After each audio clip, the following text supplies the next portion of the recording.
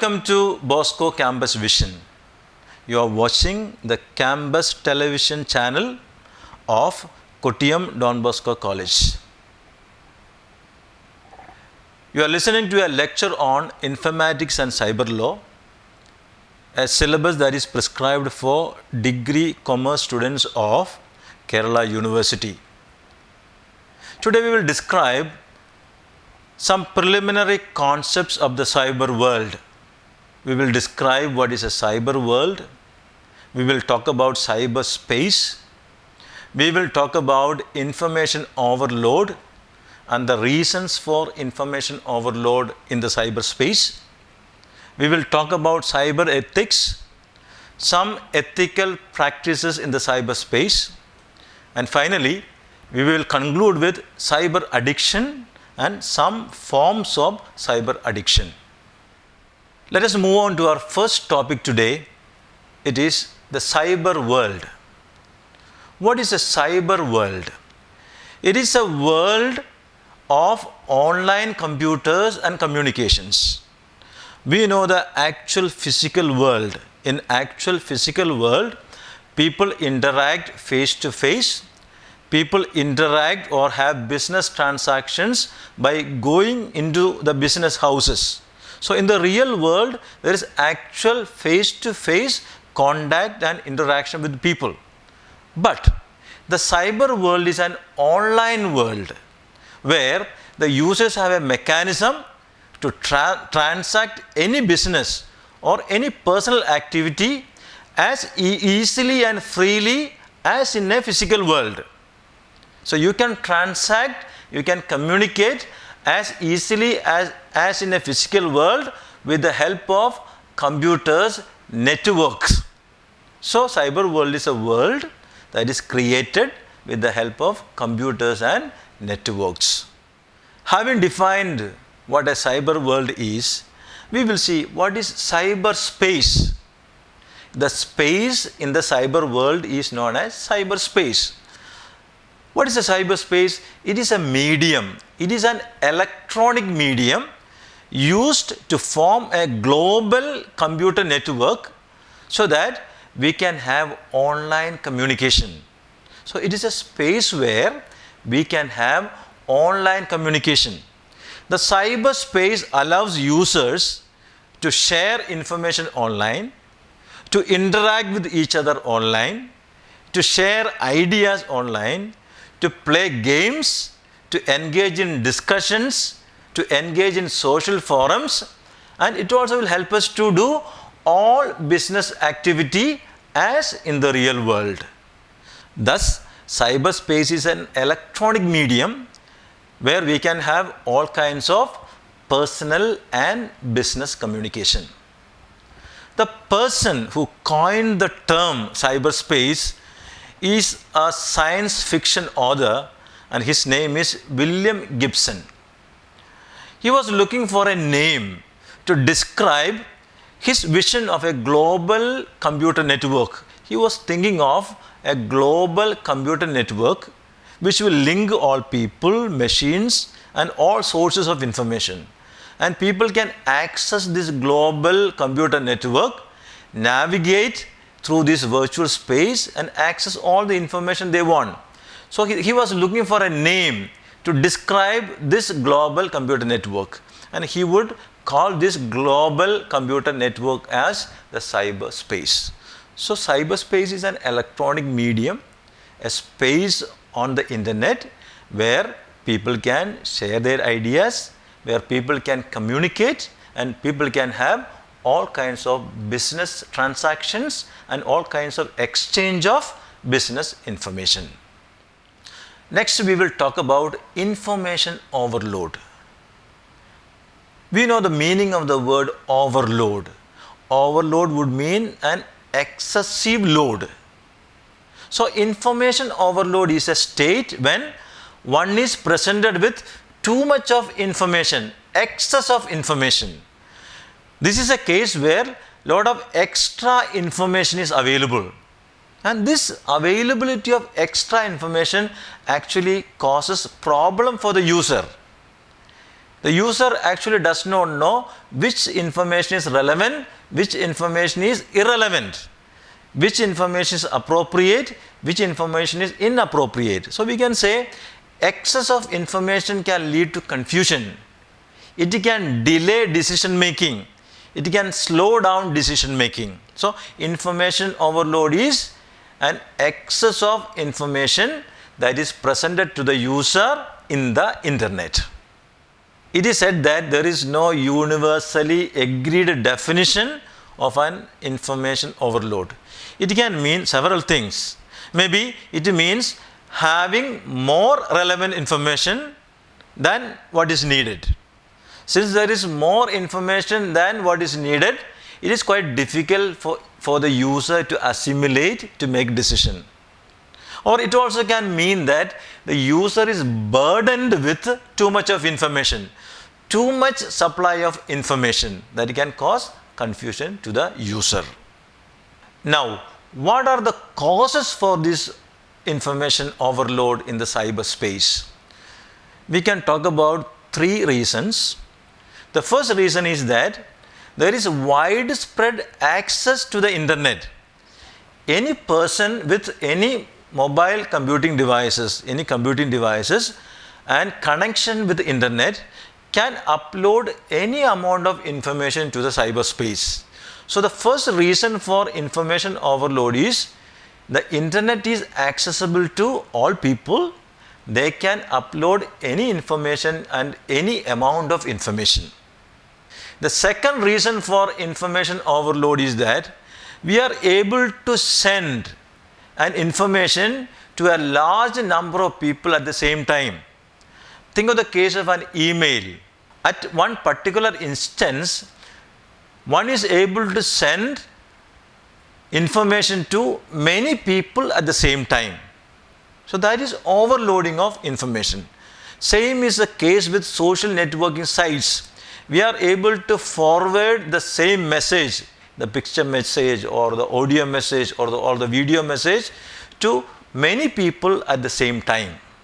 That is the second reason for information overload. We are able to send messages to large number of people at the same time. The third reason for information overload is that we are able to make the copies of information, the copies of documents, audios and videos free of cost. You can make any number of copies of the information and send to any number of people at any time.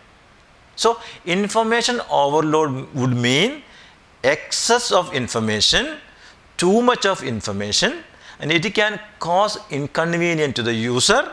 There are 3 reasons for information overload. One is that anybody can access internet anytime and upload information.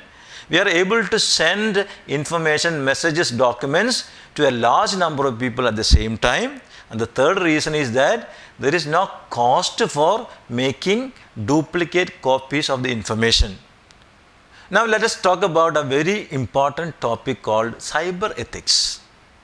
We have heard about the term ethics.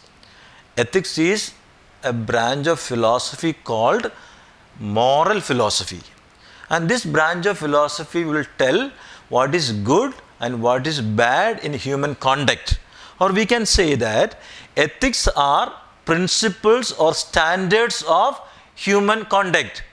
What we can do and what we cannot do. What is right, what is wrong. So ethics defines what is right, what is wrong in human conduct, and it will prescribe principles and standards of human conduct. If that is the definition of ethics, the meaning of cyber ethics is they are the codes of responsible behavior in the internet. While we are using internet, we are supposed to follow some codes of behavior, some do's and don'ts, some rights and wrongs. So, cyber ethics is ethics applied to the online environment. Why are we learning the term cyber ethics? Why there are so many do's and don'ts? It is because there are so many unethical practices that are taking place in the cyberspace. We have heard about hacking. Hacking is intruding into the system or intruding into the network of a particular person or an organization without permission. Maybe to steal information or to destroy the network. Or think of the cases in which a lot of viruses, a lot of malicious softwares are spread to destroy the computer, to destroy the network. There are also unethical practices like downloading copyrighted audios, videos, music, documents. Downloading and using these copyrighted documents without permission. There are people who download softwares, who crack the product keys of the software, and they use it and they redistribute it. So there are so many unethical practices that are taking place in the cyberspace, and any students of cyber law and cyber ethics should know what is right and what is wrong, what are the right actions, what are the wrong actions when we use the cyberspace. Now let us discuss some of the ethical good practices that you have to follow when you use the cyberspace. The first ethical practice is the maxim, respect others.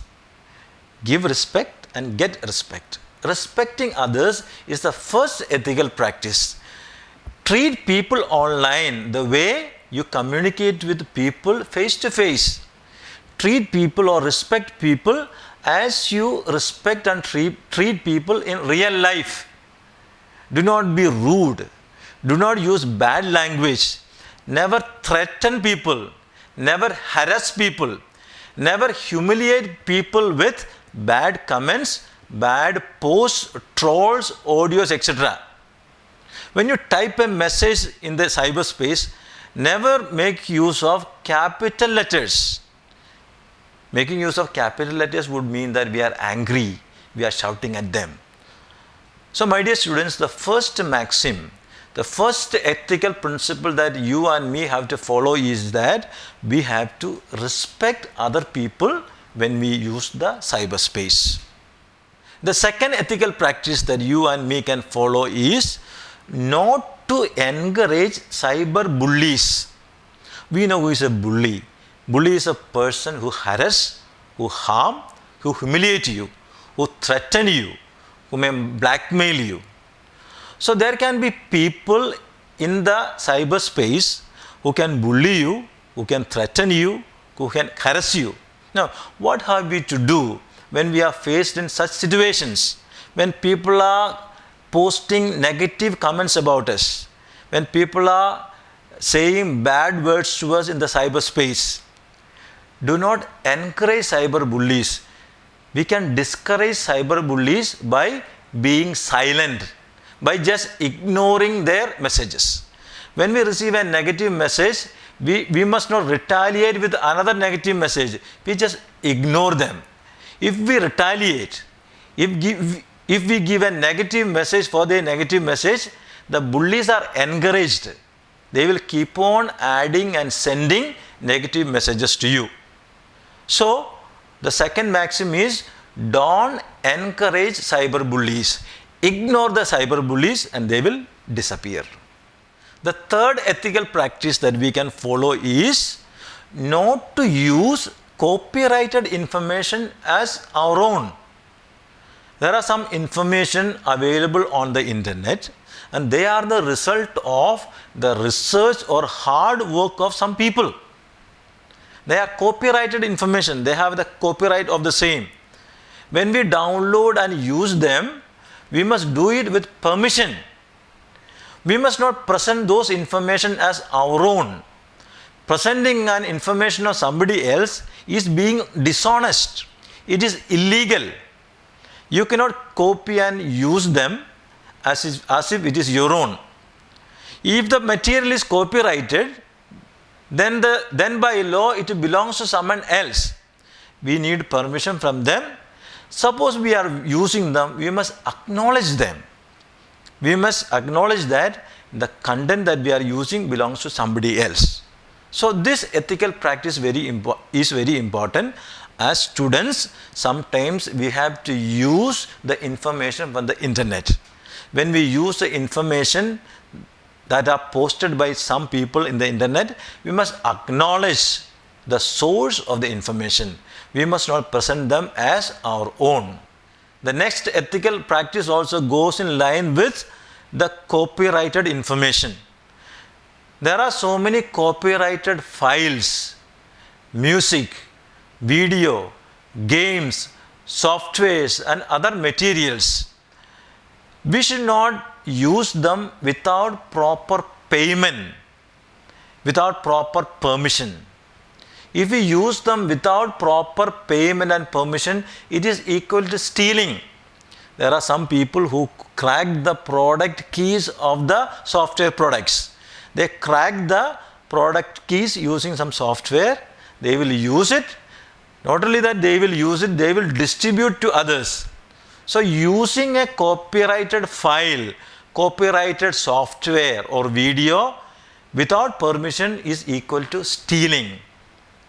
Therefore, do not download or share copyrighted files. The next ethical practice that all of us should follow is not to share personal information of others.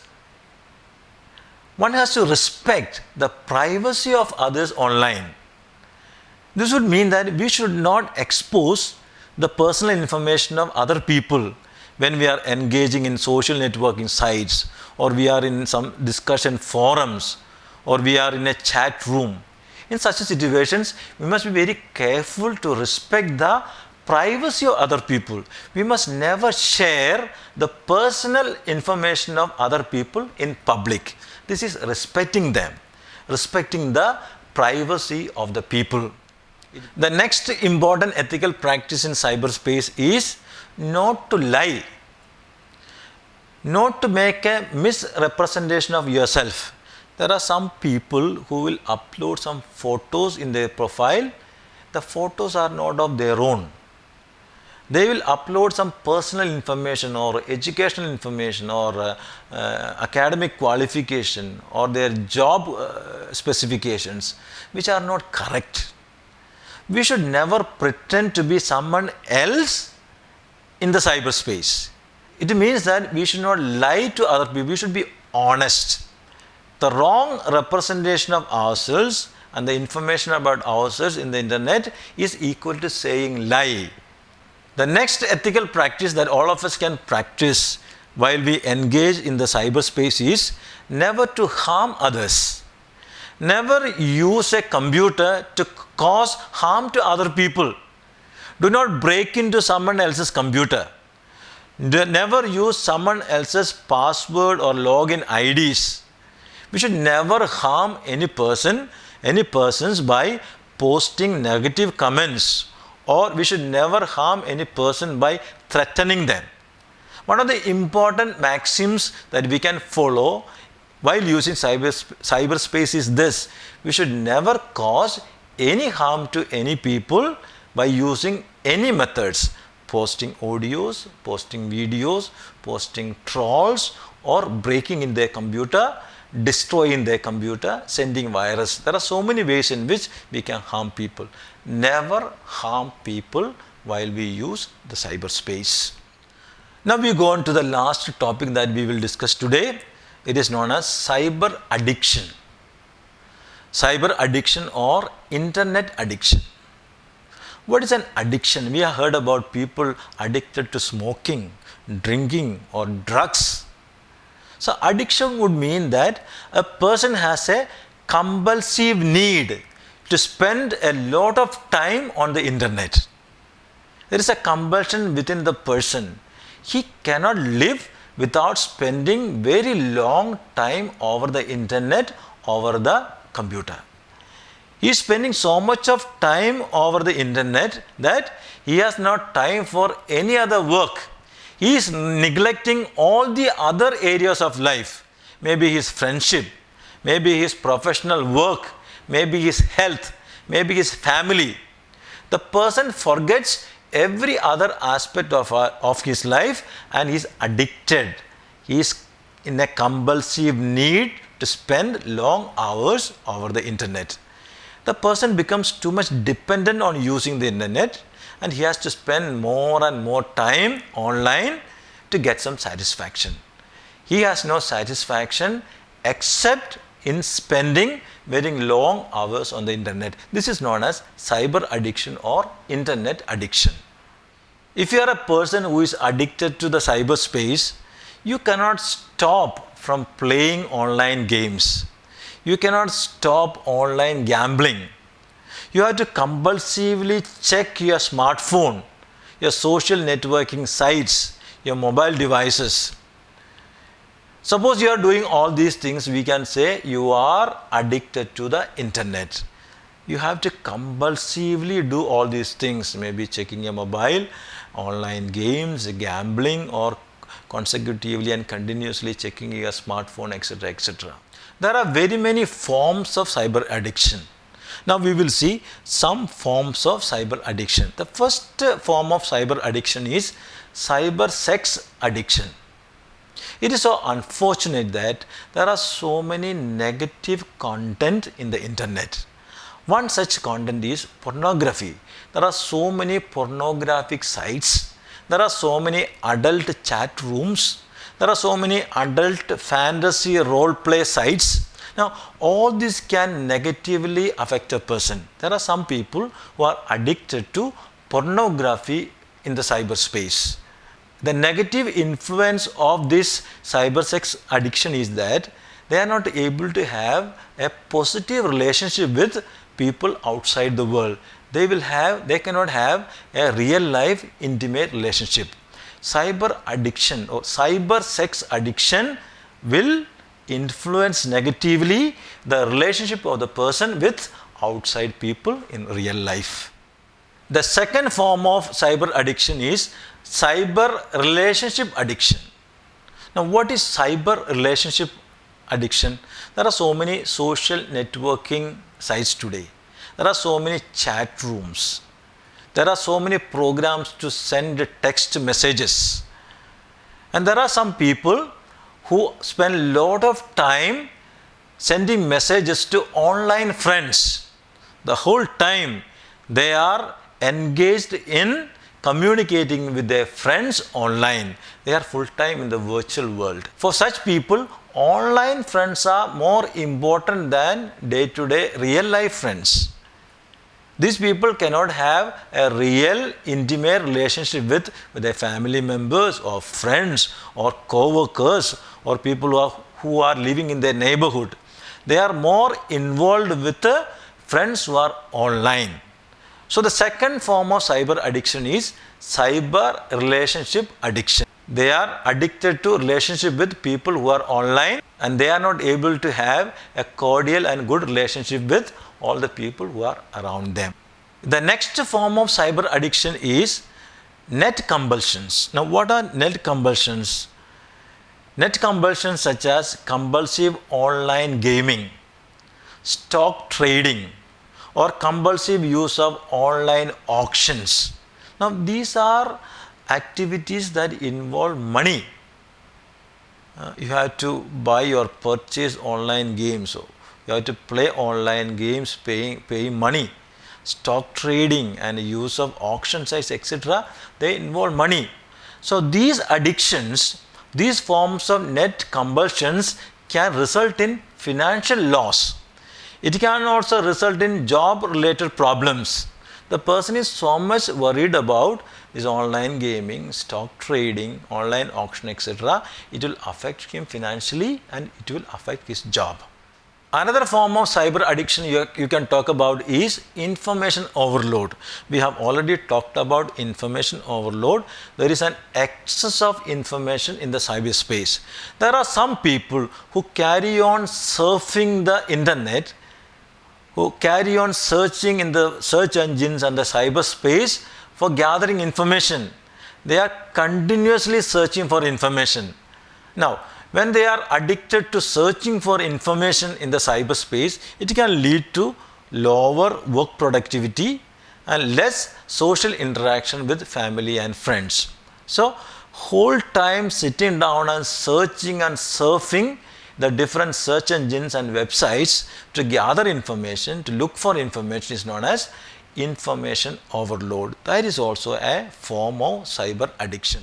The addiction to computers can also be considered as cyber addiction. There are some people who spend a lot of time offline playing computer games. There are some people who are obsessive with computer programming. These also can be considered as forms of cyber addiction. So we have discussed what is cyber addiction and different forms of cyber addiction. This internet addiction results in personal, family, academic, financial and occupational problems that are characteristic of other addictions. The real life addictions like smoking, drinking, addiction to drugs, they separate you from family. They make you strange people. Similarly, the cyber addiction also can cause problems in your personal life, in our family life, in our studies. The students who spend a lot of time playing games or who are addicted to cyber relationship, their academics will be affected. If you are involved in some compulsive game playing or some compulsive auctions or gambling, there can be financial problems. If you are obsessive with using computer for a long time, it can affect your job. There can be problems with your occupations. Thus, we can say that cyber addiction has problems in our personal, in our family and in our business life. The real life relations are disrupted as a result of excessive use of the internet. The people who spend long time online in the cyberspace, in the virtual world, they do not have relationship with people around them. They lose touch with the real world. The individuals suffering from internet addiction, they spend a lot of time lonely in some solitary seclusion. They are alone. They don't like to spend time with other people in real life. They spend less time with the people in their lives and are often viewed as socially awkward people, strange people. The people who always spend time only at the computer, only online, they are not able to normally relate with people outside. So they are considered as strange people. So dear students, we have discussed some preliminary topics under the cyber world. We have defined what is a cyber world. We have defined what is a cyberspace. We talked about information overload and the reasons for information overload. We talked about cyber ethics. We also talked about what are some good ethical practices in the cyberspace. We talked about what is cyber addiction, different forms of cyber addiction. I hope this video was useful to you and it will help you to prepare for your examination. Thank you for your patient listening.